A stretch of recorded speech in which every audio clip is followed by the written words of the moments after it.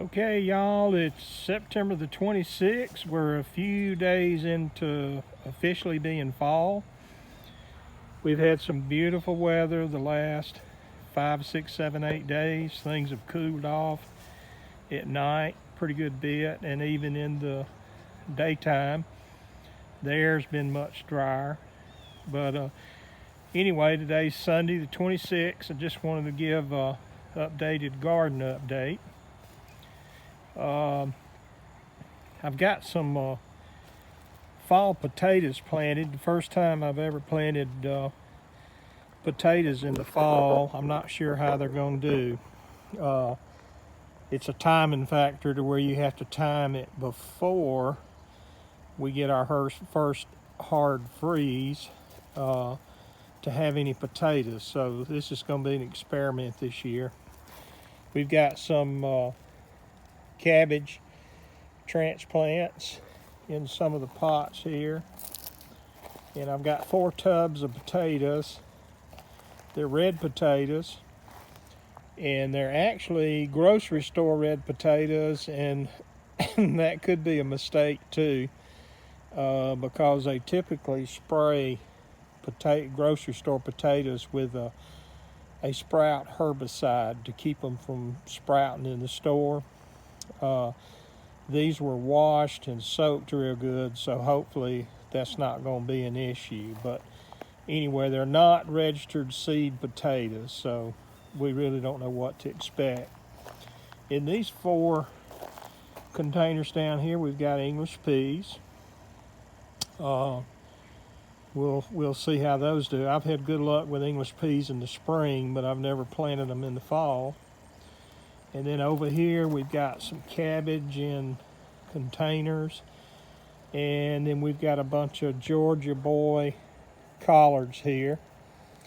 And I've had something fooling with a few of these collards. In fact, 2 or 3 of them have already died. I don't know if it's a squirrel or some kind of bird, but they're actually pulling up the little plant markers there when I have them stuck in the ground, and I'll come back out here and they'll actually be pulled up. But I can't see any where they're digging or scraping around, so it's just a mystery what it is.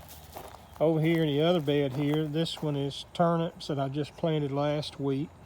So we'll probably be eating turnips here as I start thinning them, probably in about 3 weeks or so. Then over in this bed, see if I can get it to where you can see, these are beets. It's hard to see them with the angle of the sun, but they've just started coming up. And here's another row of them right there. But I've got 2 kinds. I've got the cylinder beets, and then I've got just a standard Detroit beets. My okra, I've had to top out, got too tall to cut, so I topped it out. It's starting to bush down at the bottom, and most of the okra that I'm picking now is actually coming off of the second growth down at the bottom. But I'll be pulling up the okra probably mid to 3rd week in October and planting my onion transplants in that bed there. And then this bed I've just got cleaned out. I will be planting carrots or lettuce or a combination of both in this bed. I hadn't made up my mind 100% yet. And then over here, the crazy Tabasco pepper tree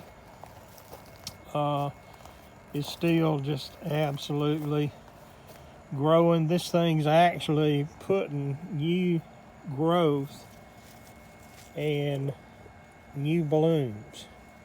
So I guess it would keep going until we get a frost or a freeze, one or the other. But it is absolutely loaded. It's got so many on it, instead of just picking one at a time, I've actually been trimming limbs off and then hand picking them off the limbs that I've trimmed off. My cayenne pepper is almost done, even though it would probably keep going until frost. The bell peppers are still putting peppers. I just put up a bag of julienne bell peppers here about 2 or 3 hours ago today from ones I picked. And over here on the back row where I had my pole beans, these are all English peas. And they're looking pretty good. These were planted a little earlier than ones up front. But they've got little runners on them. And let's see if I can, yeah, there's some runners, some little runner vines down there. What I'll do is wrap some yarn up around these when they get a little taller and just sort of wrap them up against the cages so they'll have a little support. These colored peppers back here, these 2 bushes actually were dead and gone, and in the last 3 weeks or so they're starting to put on peppers. They came back, turned green, and they've got peppers on them now. And I've got a little tomato coming up there from a seed. Actually, there's 3 of them in there, but I doubt I'm gonna have enough time for tomatoes, even though I do see a little bloom that hadn't opened yet. Those are cherry tomatoes, so it might have some tomatoes on it before we get cold weather. It just depends. But again, this cayenne pepper, it'd be a real good Christmas decoration if you can make it small enough and move it inside. But anyway, that's about it. Right now, I'll be planting a few more things here in the next month or so and rearranging some stuff.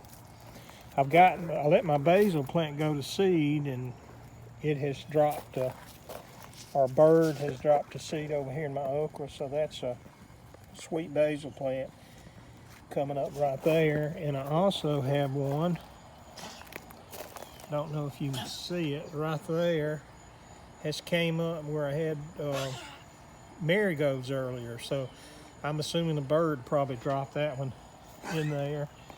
And then in the bottom